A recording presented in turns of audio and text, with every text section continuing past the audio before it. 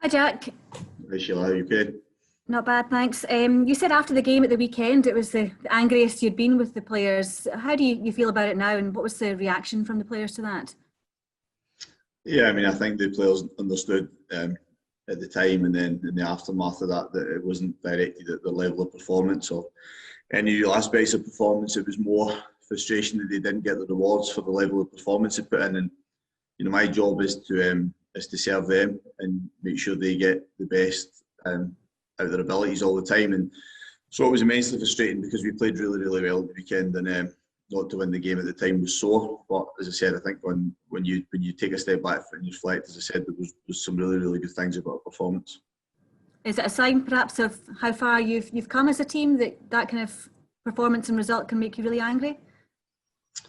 Yeah, I think it's an indication of how we're continually trying to push the players, and I'm conscious of that. I'm quite demanding with them, and we want to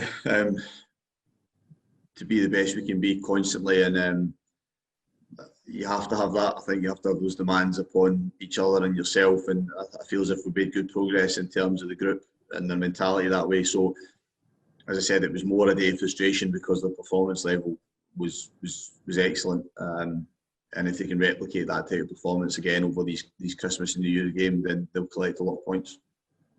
Just as an aside, I know that down south there have been some calls that football should be stopped over the festive period given what's happening there. Are you concerned at all that might happen up here over the next wee while?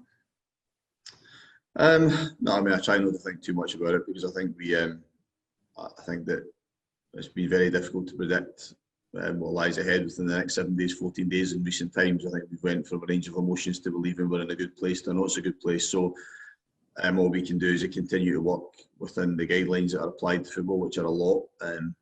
And so far, touch wood, but as a club, we've stayed relatively free in terms of infection. Sorry. So for as long as we've got the ability to play, I think we obviously want to do so. I think we'd be immensely disappointed if we weren't able to. So as I said, at the moment, try not to think too far ahead. Do you think though that the testing procedures and everything that's in place up here should safeguard football at least? Yeah, I mean, certainly can only speak for one industry and one club, and yeah, I mean, it's thorough.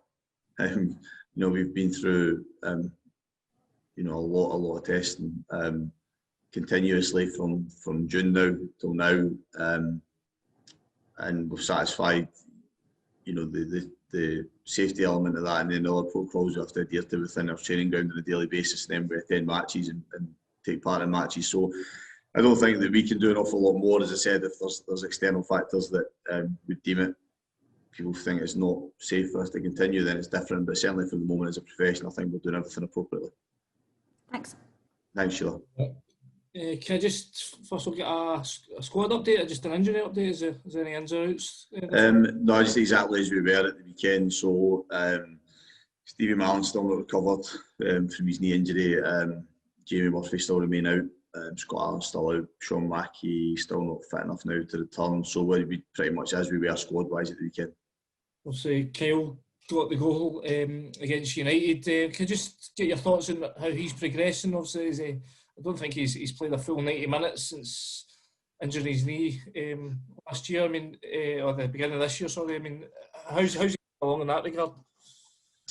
I think I spoke pre-match that pre-Dundee United game that I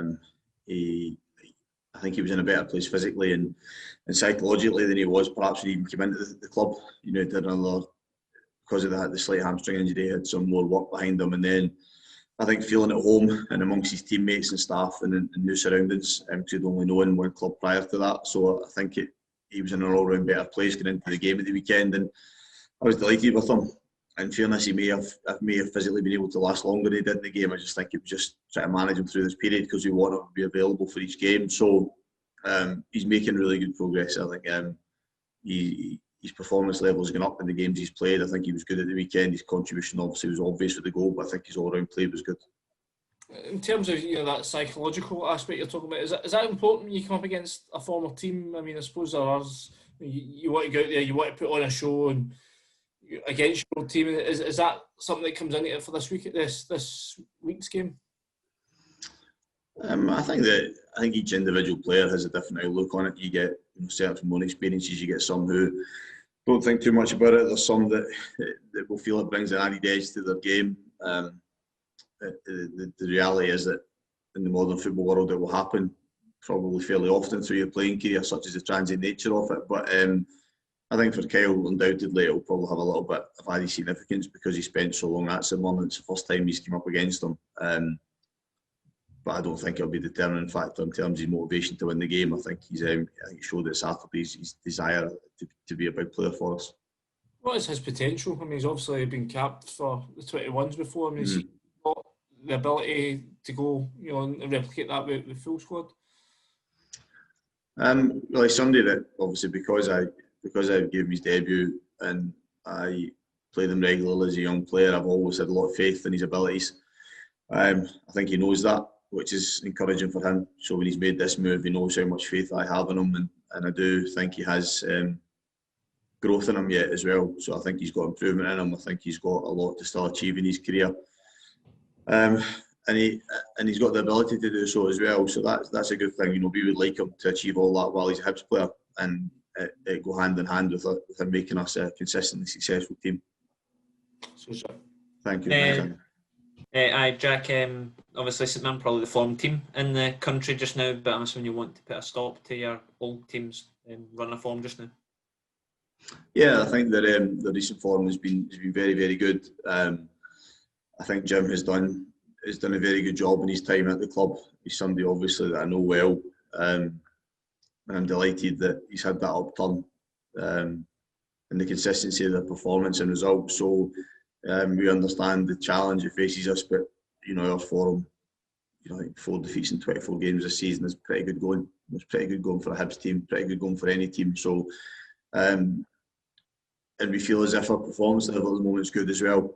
Our last 3 league games, Motherwell away, Hamilton away, and then at the weekend, albeit we dropped the 2 points, was the performance level was very good. So if we can take that into the game, then we believe we have a chance of winning it. But as I said, we're respectful of the challenge of Jim's side will pose us because of the form they've been in.